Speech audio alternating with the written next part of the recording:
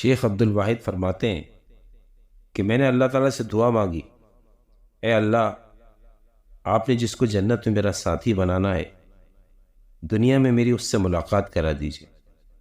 فرماتے ہیں کہ مجھے خواب میں بتایا گیا کہ حبشہ کی رہنے والی ایک عورت میمونہ ہے جو جنت میں تمہاری ساتھی بنے گی۔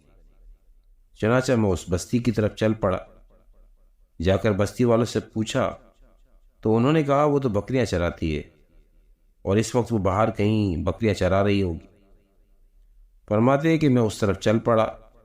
جب میں نے بستی سے باہر نکل کے دیکھا تو حیران ہوا کہ بکریاں ایک ہی جگہ پہ چر رہی ہیں اور ادھر ادھر بھاگتی بھی نہیں ہیں، اور ایک عورت درخت کے نیچے کھڑی نماز پڑھ رہی ہے۔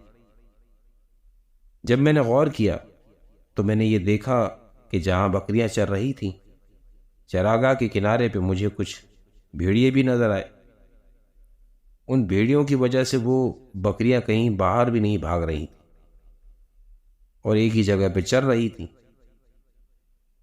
جب اس عورت نے سلام پھیرا اور مجھے دیکھا تو کہنے لگی، عبد الواحد، اللہ رب العزت نے ملاقات تو جنت میں کرانی تھی، تم دنیا میں کیسے آ گئے؟ میں نے کہا میں نے دعا مانگی تھی جو اللہ رب العزت کے ہاں قبول ہو گئی۔ البتہ اب میں آپ سے ایک بات پوچھنا چاہتا ہوں کہ میں نے ایسا منظر کبھی نہیں دیکھا کہ آپ نماز پڑھ رہی ہیں، بکریاں چر رہی ہیں اور بھیڑیے بھی بیٹھے ہوئے اور وہ بکریوں کو نقصان بھی نہیں پہنچا رہے۔ مجھے اس راز کی سمجھ نہیں آ رہی۔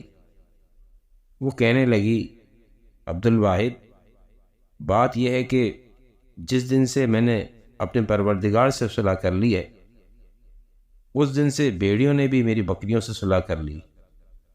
فاذکرونی اذکرکم واشکروا لی ولا تکفرون، جس کا ایک مطلب یہ بھی نکلتا ہے کہ اے بندو، تم مجھ سے صلح کر لو، میں مخلوق کی تمہارے ساتھ صلح کرا دوں گا۔